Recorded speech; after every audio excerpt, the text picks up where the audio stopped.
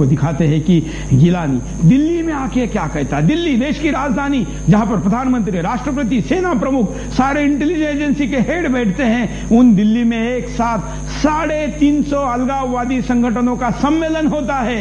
अलगाववादी एक मंच पर आते हैं और केवल आजादी एक ही विकल्प नाम का बैनर लगाते हैं, और उस बैनर के तले दुनिया भर से आए अलगाववादी एक साथ एक मंच से भाषण देते हैं। वहां पर विरोध करने वालों को डंडे चलाए जाते हैं, लेकिन भाषण करने वालों के खिलाफ एफआईआर दर्ज करे या न करे, इसके लिए होम मिनिस्ट्री में 7 मीटिंगें होती है। फाइनली निर्णय होता है कि एफआईआर नहीं करें। इसी सम्मेलन का ये वीडियो देखिए।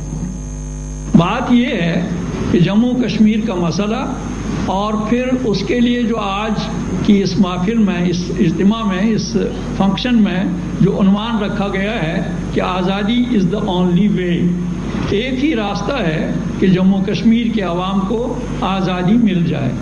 दिल्ली में बैठकर या दिल्ली वालों के साथ या दिल्ली में आए हुए लोगों के साथ जब हम बात करेंगे कि भाई आज़ादी क्या है, तो उनके लिए कोई मुश्किल नहीं होना चाहिए ये समझना कि भाई आज़ादी क्या है।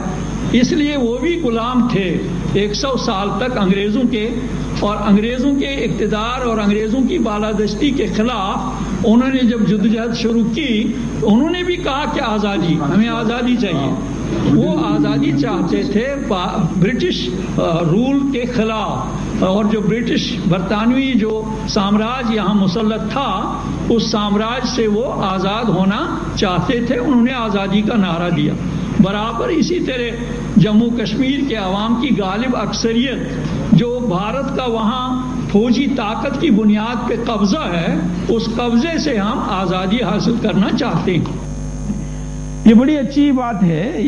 ये समझते क्या है, अपने आप को नेता कहते हैं, बड़े शक्तिशाली कहते हैं, संपन्न होने की बात करते हैं, खुद 25 करोड़ होने की भी बात करते हैं, और कुछ लाख पुलिस वालों को हटाने के लिए कहते हैं। ये भी वहां पर कुछ हजार की सेना हटाने के लिए कहते हैं। मतलब आपने जो हिम्मत की बात करते हैं, वो पुलिस के सामने जाके सब चली जाती है। पुलिस को हटाओ, ये कहता है आर्मी को हटाओ, अरे क्या क्या हटाने के लिए कहेंगे। अगर हिम्मत है तो लड़के दिखाओ। ये देश की आर्मी ने पाकिस्तान के तुम्हारे आकाओं को 2-2 बार चने चबाए हैं, और कश्मीर में घुसना तो दूर, पाकिस्तान में घुसकर उसके 1 लाख सैनिकों को बंधक बनाया था, कैद की थी। लेकिन हमारे राजनेता मैदान में लड़ने वाले सेना के युद्ध को टेबल पर हार जाते हैं, और यही दुर्भाग्य का इतिहास है कि सीमा पर तो हम विजयी होते हैं, लेकिन हम टेबल पर, दिल्ली पर हार जाते हैं। इस देश के इतिहास को अगर बदलना है तो इतिहास की गलतियों को दोहराना नहीं होगा। इस देश में जिन्ना के भाषणों पर गांधी मौन रहे, तब के ईमानदार कांग्रेसी भी मौन रहे, तब बहुत ईमानदार लोग थे, वो मौन रहे। शायद राष्ट्र का हित उनको मौन में दिखता था। वो बेईमान थे, कायर थे, ऐसा मैं नहीं कहता, लेकिन मौन का इतिहास इस राष्ट्र ने विभाजन के साथ झेला है।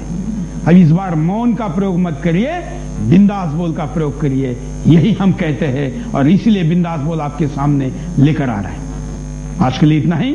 जय हिंद।